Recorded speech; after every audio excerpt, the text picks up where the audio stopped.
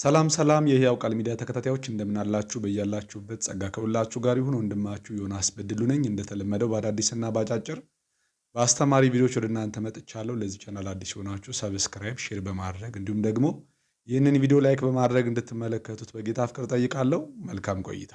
ሞተ ሰው ሞተ እኔ ልታስቆሙኝ አትችሉም እያለ ነው። በዚህ ሳምንት ሚዲያ ላይ ነቢይ መሰረት ሰው ገደለ እያላችሁ ነው። ሰው ሲድን ለምን አልሰበካችሁልኝም? ምን አድርጌ ነው ሰው የገደልኩት? እየጸለይኩ ነው። እኔ መጸለይ ድርሻዬ ነው። ማዳን እግዚአብሔር ነው። ወደ ሆስፒታል የተመለሰው ኦክሲጂኑ የሆስፒታል ነው። ሞተ ከብዙ ሚሊዮን በላይ ሽባው ሲተረተር የሞተው ከሞት ሲነሳ ያኔ ለምን አልተናገራችሁም እያለ ነው። ለምን አልተናገራችሁም እያለ ነው። ለምን አልተናገራችሁም? ማን ከለከላችሁ? ብዙ ብር በጅቼ ድሃ አስመግብ መድኃኒት የሌለውን ስንት በሽታ ኩላሊቱ ፌል ያደረገ ሰው ሲድን ማንም ፖስት ያደረገ የለም እያለ ነው። አሁን እየጸለይኩልህ ብትሞት የእኔ ጉዳይ አይደለም። አብርሃም እንኳን የእምነታችን አባት ሞቷል። ሰው ሞተ አያገባኝም። ልታስቆሙኝ አትችሉ። ከሰሞኑ እንግዲህ አንድ ወንድማችን ዩአር ፍሪ ፈይቴታ ማለት በአፋን ኦሮሞ ነው። ፈይቴታ ማለት ወደ አማርኛ ስንተረጉሙ ድነሃል፣ አሁን ነፃነ ብሎ ኦክሲጂኑን ከላይ ላይ አውልቅ ሲለው ኦክሲጂኑን ልጁ በዚህ መልኩ እንግዲህ ከላዩ ላይ ሲያወልቅ ነበር ማለት ነው። እዚህ ጋር በደንብ እንድትሰሙኝ ነው ፈልገው። ከላይ ላይ አወልቃለሁ። ኦክሲጂኑን ካፍንጫው ላይ አወለቀ። እስቲ ራስህን ቼክ አድርግ እየተንቀሳቀስክ አለ። ልጁን ወክ ማድረግ ጀመረ። ኦክሲጂኑን እንግዲህ ከላዩ ላይ አወልቆ ጥሎታል።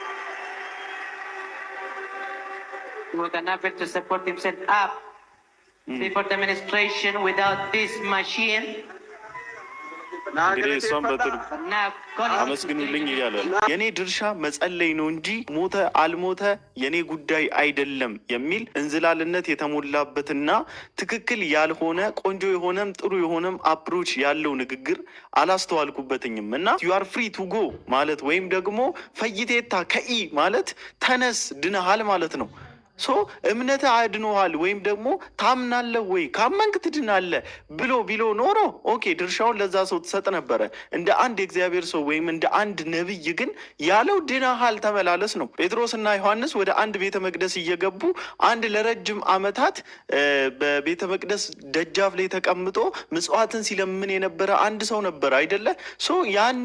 ያንም ሰው ምጽዋትን ይሰጣቸው ዘንድ ኤክስፔክት እያደረገ እጁን ሲዘረጋባቸው እንሰጥ ሌላ የከበረ ነገር ምንም የለም፣ ነገር ግን ይህንን ልንሰጥ እንችላለን፣ በናዝሬቱ በጌታ በኢየሱስ ስም ተነስና ተመላለስ ብለው ካሉት በኋላ ራሱን ቼክ እንዲያደርግና ፕላስ ደግሞ ለሕዝብ ምስክርነትን ይሰጥ ዘንድ ይህንን በአንተ ላይ ያደረገው ማን ነው ብሎ ሕዝቡ አዳኙን ጌታውን በደንብ አድርጎ እንዲለይ እድልን ሰጥቶ ነበረ።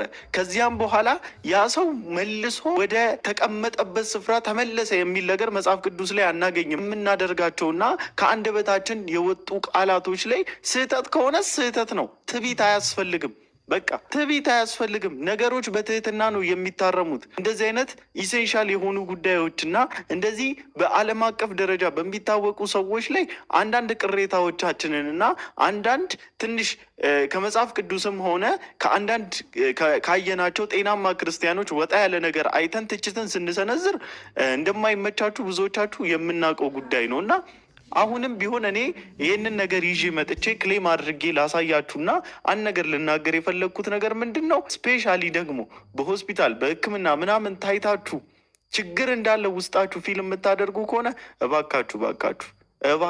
እሺ እንግዲህ እንደሰማችሁት ነው። ይሄ ነብይ ነኝ የሚለው ራሱን ነብይ ብሎ የሚጠራው ወንድማችን እንግዲህ ስለ ሰው መሞት አይመለከተኝም እያለ ነው። ነገር ግን እኮ የመሞቱ መንስኤ ወይም ምክንያቱ እሱ ነው። ምክንያቱም ኦክሲጅኑን በሆስፒታል የተሰጠውን ኦክሲጅን ያስጣለው ድነሃል ተመላለስ ብሎ ዋሽቶ ህይወቱን እንዲነጠቅ ያደረገው እሱ ነው። ወንድማችን እንዳለው እውነት ነው። ልጁ በራሱ ቢወስን አይድኛለሁ ነፃ ወጥቻለሁ ብሎ በሰውነቱ ያውቃል። ባለበት ሁኔታ ስለሚያውቅ ቢወስን ጥሩ ነው። ግን ደግሞ ይህንን እንዲያደርግ ያስገደደው ደግሞ ነብይ ነኝ የሚለው ወንድም ነው ማለት ነው። ስለዚህ ተጠያቂ ነው። ከተጠያቂነት ፈጽሞ ሊያመልጥ አይችልም። እስቲ ደግሞ ይህንን ቪዲዮ ሰምተን እንመለስ። I don't care. Nadabun dandeessani. Amma torban kana meediyaarra raajiin masarat nama jeesse maal yeroo namni kaleessa dheen gadda fayyuna lallabduu akka kana maaltu si dhoowwe nama jeesse maal godhen nama jeesse nan kadhadheef kadhachuun ga'e kooti fayyisuun ga'e waaqayyooti akka waan mucaan asitti du'e hospitaalaa bahee dhufeen gargaarre hospitaalatti immoo deebi'e oksijiiniin kan hospitaalaati hindu'e immiliyeens lubbuun lakkoofsan maal taate amma na dadhabsiisee akkana diilalleessu na godhe na dadhabsiisee akkana diilalleessu na godhe si dadhabsiisee si diilalleessu wambarii fidime maashinii kanaan qilleensa fudhattaa dheengaddaa kaasee jimaataa galgalaa kaastee maal siin jedhe manni yaalaa manni aortic valve keetu rakkoo qaba jedhanii opereeshinii taate malee sirrachuu hin danda'u jedhanii. Taayi eessatti operaasyoonii si godhu? Ani kan hin jiraadhu biyya alaadha. Eessa? Ameerikaa. Okay. Achitti ilaalameera waggaa furdura isaan akkas naan jedhanii sodaadhee dhiisee dheengaddas akkasuma naan jedhani as gastii qabadhee. Okay. Ofirraa baasee amma. No. Yeah. Remove. Deeme filaali.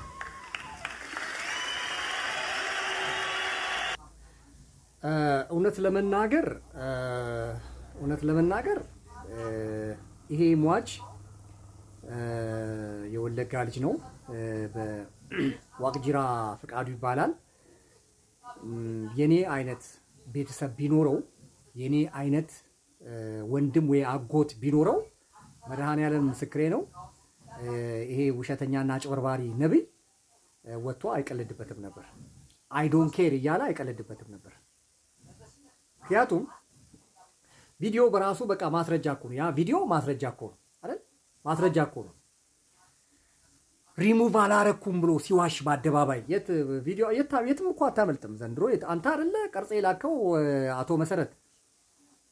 ይሄንን ይውላችሁ የዚህ ልጅ ከአሜሪካ መሞት እሱ አይደለም የኔ ኢዝ ኖት የኔ እንትን ኢሹ እሱ አይደለም የኔ ኢሹ። ከዚህ ቀደምም ነግሬያችኋለሁ። ነብይ ነን የሚሉ ሰዎች ዘይት ነጋዴ ናቸው። ይሄ ደግሞ በካውንስሉ ህግ የተከለከለ ነው። ግን የሚጠይቀው ሰው የለም። ይሄንን ሰው ልብ ብላችሁ ብቻ ስሙኝ። የካውንስሉ መተዳደሪያ ደንብ ዘይት መሸጥን ይከለክላል። ገስታውስን ይከለክላል። ቁሳቁስ የተጸለየበት ነው ብሎ መሸጥን ይከለክላል። በቤተ ክርስቲያን ስም በህዝብ ስም የተሰበሰበን ገንዘብ በአንድ ሰው አካውንት ውስጥ ማስገባት በአንድ ሰው ስር ማድረግ ካውንስሉ ይከለክላል። መሰረት ታዬን ግን የሚከለክል ልክ አይደለም የሚል የሃይማኖት ተቋም ካውንስል የለም። እግዚአብሔር አምላክ ግን ጻድቅ ፈራጅ ነው። ጠብቁ፣ ሁላችሁም ጠብቁ። ችግር የለውም እኮ እየመረጣችሁ ይሄ ድሃ ምስኪኑን ሰው የሌለውን ላይሰንሱን እያሳደዳችሁ መቀማት፣ ላይሰንሱን እያሳደዳችሁ መዝጋት፣ መግለጫ ማውጣት ምናምኑ ችግር የለውም። እግዚአብሔር ወደ እናንተ ሲመጣ ምን አይነት እግዚአብሔር የፍትህ አምላክ እንደሆነ እግዚአብሔር ጻድቅ ፈራጅ እንደሆነ በካውንስል ውስጥ ያላችሁም ሁኑ በካውንስሉ ዙሪያ ያላችሁ የኢትዮጵያ ወንጌላውያን አብያተ ክርስቲያናት መሪዎች ነን የምትሉ ሰዎች በሙሉ በመስበክ በማስተማር እግዚአብሔርን አትሸውዱትም። የእጃችሁን ታገኛላችሁ ነው የምላችሁ። አሁን በዚህ ወንድማችን ታናሽ ወንድማችን እንደሰማችሁት ከአሜሪካን ሀገር ነው የመጣው። አሜሪካን ሀገር በኩላሊት ህመም ምክንያት የኦፕሬሽን ቀጠሮ አለው። ኦፕሬሽኑን ከመደረጌ በፊት ግን ወደ ኢትዮጵያ ሊሄድና አንድ ነብይ የሚባል ሰው እሱ አጭበርባሪ መሆኑን ውሸታ መሆኑን አያቅም። ፌክ መሆኑን የሚያውቁት የወለጋ ነቀምቴ ወይም ደምቢዶሎ አካባቢ ያሉ የሆስፒታል ዳይሬክተሮች፣ ዶክተሮች፣ ሐኪሞች ናቸው የሚያውቁት። በደንብ ነው የሚነግሯችሁ ማለት ነው። የሚሰራውን ፊልም የሚያረገውን ሆስፒታሎች እንዴት መከራቸውን እየበሉ እንዳሉ በሱ ምክንያት የነቀምቴን ሆስፒታል ክሊኒኮች፣ የደምቢዶሎ ምናምን ሆስፒታሎች ዶክተሮችን፣ የጤና ባለሙያ ለእውነት የቆሙትን እነሱን ጠይቁ። ከነሱ ትሰማላችሁ። ጉድ ነው የምትሰሙት። ይሄ ልጅ ኦፕሬሽን ከመደረገ በፊት አራራ ቲቪ የሚባል ልሂድና ነቀምቴ ይጸለይልኝ ብሎ ነው የመጣው። ከመጣ በኋላ ምን አለው? ኦፕሬሽን ልደረግ ቀጠሮ አለኝ አለው። ቁጭ በል ብሎት ከዛ ምን አለው? አፍንጫ ላይ ያረከውን ኦክሲጅን አንሳ፣ ሪሙቭ አርግ፣ ንቀለው አለው። መደረግ የነበረበት ምንድን ነው? ተፈውሰሃል። እውነተኛ ቢሆን እሱ ፈውስ ምናምን የሚባል ነገር መሰረታዊ ጋር እንደሌለ ሻሸመኔ በነበረው ኮንፈረንስ ነግሬያቸዋለሁ። 3 ቀን ሻሸመኔን የሚያክል እስልምና መካከል ኮንፈረንስ አድርጎ አንድ ሰው ሳይፈወስ ወደ አገሩ ማስታወቂያ ሰርቶ ተመለሰ። አስቡት። ጳውሎስ ቢሆን ኖሮ ሙስሊም መካከል መጥቶ፣ ጴጥሮስ ቢሆን ዮሐንስ ቢሆን ኖሮ እንደዛ ሙስሊም መካከል ሻሸመኔ፣ በዚህ በኩል ኮፈሌ፣ በዚህ በኩል አጄ፣ ሃላባ፣ አርሲ ነገሌ በእስልምና 100% የተከበበች ከተማ መካከል ሐዋርያቶች ቢኖሩ ነቢያቶች ቢኖሩ ኖሮ ይሄንን የመስበክ ዕድል ቢያገኙ አንድ ሙስሊም ተአምር ሳይደረግ ድንቅ ሳይደረግ የእግዚአብሔር ኃይል ሳይገለጥ አጋንንቶች ሳይወጡ ወንጌል ሳይሰበክ ይመለሱ ነበር። ይሄ ነው የኔ ቅንዓት፣ የኔ የእግዚአብሔር ቤት ቁጭቴ ይሄ ነው። በእነዚህ ሐሰተኛ ነጋዴዎች የእግዚአብሔር ስምና ትምህርት እንዲህ መዋረዱ ያሳዝነኛል። ንቀላለሁ። ይሄንን ሂድና እዛ ነቀምቴ ዶክተሮች ጋር ሂድና ቼክ ተደረግ አላለውም። እዚህ ይሄ ጋር ተፈውሰሃል። እሺ እንግዲህ እንደሰማችሁት ነው ወንድምናቶቼ። እንግዲህ ያው ሰው አይሞትም አይባልም፣ ሰው ሁሉ ይሞታል። ወንድማችን መሰረትም እንዳለው አብርሃምም ሞቷል። ነገር ግን እኛ ሰው አይሞትም ሳይሆን ድነሃል፣ ተፈውሰሃል፣ ኦክሲጅንህን ጣል፣ መድኃኒትህን ጣል፣ ከዚህ በኋላ ድነሃል እየተባለ ሰው ለምን ይሞታል ነው። አሁን እኮ በሰውየው መሞት ጉዳይ ሳይሆን ጥያቄው በዚሁ ድነሃል በተባለው በሽታ ምክንያት መሞቱ ነው እናንተን ተጠያቂ የሚያደርጋችሁ፣ ወንጀለኛም የሚያደርጋችሁ ማለት ነው። ምን ችግር አለው? እውነት ነው፣ ትህትና እኮ ነው፣ ቅንነት ነው። ተፈውሳል፣ ጌታ ፈውሷል፣ ሂድ ሆስፒታልና ተመርመር። ከዛ እነሱ ይጣሉት፣ ከተፈወሰ እነሱ ኦክሲጅኑን አንስተውለት በሰላም ሂድ ይበሉት። ነገር ግን ለምንድን ነው በእንደዚህ አይነት መንገድ የሰውን ሕይወት የምታስተጓጉሉትና ኃላፊነት እንደጎደለው ሰው አይመለከተኝም ማለት ምን ማለት ነው? ኃላፊነት መውሰድ የለበትም በዚህ ጉዳይ? ኃላፊነት ወስዶ ነው እኮ ያንን ነገር አድርግ ብሎ እርምጃ እንዲወስድ ያደረገው። ኃላፊነት ሳይወስድ ይህንን ማስደረግ አልነበረበትም። እና በዚሁ በመሰረት ታዬ ጉዳይ ትላንትና ይዤላችሁ የመጣሁት ቪዲዮ አለ አይደለ? ተፈውሰሃል፣ ድነሃል ብሎት አባትየው ልጁን ሊያጸልይለት መጥቶ በቃ ድነሃል፣ ተፈውሰሃል፣ ተነሳ ተመላለስ ብሎት ሮጦ ተመላልሶ በስተመጨረሻም አባትየው ልጁን ወደ ደቡብ አፍሪካ ይዞ ሄደ። ደቡብ አፍሪካ ሄዶ ልጄ ወደ ጌታ ሄዷል፣ ጌታ ወደ ራሱ ሰብስቦታል ብሎ ራሱ ነው አባትየው ሚዲያ ላይ ወጥቶ የተናገረው። የትላንትናውን ቪዲዮ ግቡና ተመልከቱት፣ ስሙት። እሱም በዚሁ ነብይ እጅ ላይ ህይወቱ ያለፈ ሰው ነው፣ ድነሃል ተብሎ ማለት ነው። ድነሃል ሲባል እኮ አንድ ሰው ይዘናጋል። በቃ በጊዜው ሄዶ እንዳይታከም፣ በጊዜው ሄዶ አስፈላጊው እርዳታ እንዳይደረግለት እያስተጓጎሉት ነው ማለት ነው። ስለዚህ እንዴት ነው ተጠያቂ የማይሆኑት? ስለዚህ ይሄ ነገር ችላ ሊባልና ዝም ሊባል የሚገባው ጉዳይ አይደለም በጭራሽ። መንግስትም ካውንስሉም ቢሆን ይመለከተኛል ካለ ይህንን ነገር ችላ ማለት የለበትም። ወይዘሮ ሰናይት ይባላሉ። ልጃቸው ጌታን ተቀበለች። ትልቅ ነች፣ ልጆች አሏት እና መጡ። አንቺ እንደዚህ ቤንጢዎች ጋር ሄድሽ አለ። አዎ እኔ አንድ ነገር ብቻ ነው ምንም ማለት ምንድነው? ስስታሞች ናቸው እነሱ ጋር ትይያለሽ። በስስታምነታችን፣ በራስ ወዳድነታችን፣ በክፋታችን ጎረቤቶቻችን ይሆናል። ሰፈር መንደሩ እህትሽ ቤተክርስቲያን ስትመጣ ጫማዋ አልቆ ወደ አንድ ወገን ሄዶ የለበሰችው ልብስ አይተሽ አንቺ 80 ልብስ ተጠቅጥቆ መስቀያ አጥቶ እንደ ጆኒ እንደሆነ ኮተት ከምረሽው ቢያንስ በብዙዎቻችሁ ቤት ውስጥ 30 እና 20 ዓመት የሞላው ልብስ አለ። ብልበልቱት ይኸው ዓለማዊ ሰው ጌታን አያውቅም የሚባል ሰው ያለውን ደንግጦ ሰዎቹ ከዚህ ከምስራቅ አካባቢ መጥተው ረሃብ ልጆቻቸውን ሕፃናቶቻቸውን አቅፈው በረሃብ ተሰደው መጥተው እዚህ አዲስ አበባ ውስጥ አንድ ቦታ ላይ የሆነ አንድ ግንብ ስር ተሰበሰቡና ተከመሩ። እዛ አቅራቢያ ላይ ስሙን አልጠራም አንድ ቤተክርስቲያን አለ። እሁድ ቀን እንደዚህ ተሰብስቧል። ከቤተክርስቲያን ህዝቡ ሲወጣ በኬጅ ውስጥ ያሉ አውሬዎች ዙ እንደሚታይ እንደዛ እያዩዋቸው አለፉ። ጌታ ይመስገን እንዲህም አድርጎ አመስግነው ሞተዋል። ሄዱ። የሰፈሩ ሰው ወይ እንጀራውን ከእናንተኑ አንስተው ወጡን ያለውን ገልብጠው ይዘው እንኩ። እነኛ ሰዎች ምንዳቸው? ኢየሱስ ክርስቶስን እንደ ግል አዳኛቸው ያልተቀበሉ ናቸው። ያላቸውን ይዘው መጡ። አመመኝ፣ እኔ የእውነቱን ነገር አመመኝ ነው የምላችሁ። በቃ ይሁላችሁ። ለምንድን ነው ብዙ ለማኝ የሚመጣው? እኛ ጋር ስለማንሰጣቸው ነው። ራስህን አታታል። ድኖ እየገቡ ነው እያልከዳል። ለራስህ ጥቅስ አትጥቀስ። ስለማትሰጥ ነው። መካፈል አንወድም፣ መስጠት አንወድም። አንድ ነገር ልንገራችሁ፣ አላስፈላጊ በሆነ ነገር የምናወጣው ወጪ የአንዳንድ ሰዎች ቤታቸው የምስጋና ፕሮግራም የሚያዘጋጁበት ነው። ያ ገንዘብ ሄደን ጸጉር ቤት የምናወጣው ወጪ፣ በተለይ እህቶች የምታወጡት ወጪ አንዳንድ ሰዎች የወርቅ ቀለባቸውን የሚሸምቱበት ነው። በጌታ አምኖ ድኖ ከዘላለም ሞት ፍርድ አብልጦ በልሳን መጸለይ ማለት በክፋት መጥለቅለቅ ነው እንዴ? ዛሬ እውነቷን እንነጋገር ነው ወገኖቼ ሆይ። ይኸውላችሁ ልጇ የሰበረውን ብርጭቆ አጥበሽ ያስቀመጥሽበት ቦታ ትክክል ስላልሆነ ልጁ የሰበረው ነው ከደሞዛቸው ላይ የሚቆርጡ ጴንጤዎች አሉ። የብዙ ድሃ ሰራተኞችን የወር ደሞዝ የሚያስቀሩ አሉ። ለብቻ ምግብ ለይተው ለነሱ ዘይትም ቅቤም የሌለው ነገር እህል ውሃ ማይል ነገር ለናንተ ስሩ ይላሉ። ወገኖቼ ሆይ ማካላችሁኝ ክብር ላንተ እያሉ የሚዘምሩ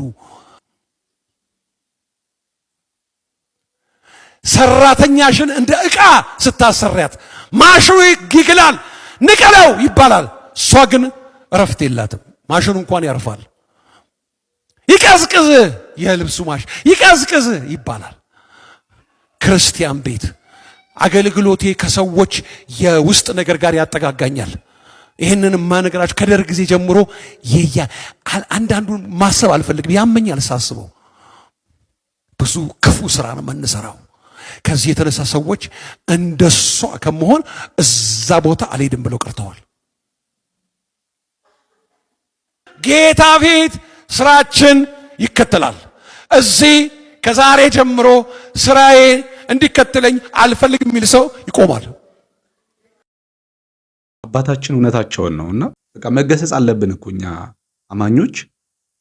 የሚገስጸን የለም። በቃ ትበለጽጋለህ፣ ትባረካለህ እየተባለን እየዘመርን እልል እያለን እየጨፈርን ወደ ቤት እንሄዳለን። የራሳችን ህይወት ላይ ትኩረት እናደርጋለን። በቃ ለራሳችን ነው ሩጫው ሁሉም ነገር ማለት ነው። ነገር ግን የዳንበትን ዓላማ የተጠራንበትን ዓላማ ረስተነዋል። ክርስቶስን ያገኘንበትን ዓላማ ረስተነዋል። ለምንኖርለትን ዋናውን ነገር ትተነዋል። እኛ ግን እግዚአብሔር አስቀድሞ ያዘጋጀውን መልካሙን ስራ ለማድረግ በክርስቶስ ኢየሱስ ተፈጠርን ይለናል መጽሐፍ ቅዱስና ወደ ልባችን መመለስ ይሁን። ሌሎች እኮ ጌታን ሁሉን ትተው ነው የተከተሉት። እኔ እኮ ያለኝን ነገር ይዤ ነው የተከተልኩት። የእውነት ምንም የጣልኩት ነገር የለም። የጣልኳቸው ነገሮች ሊኖሩ ይችላሉ፣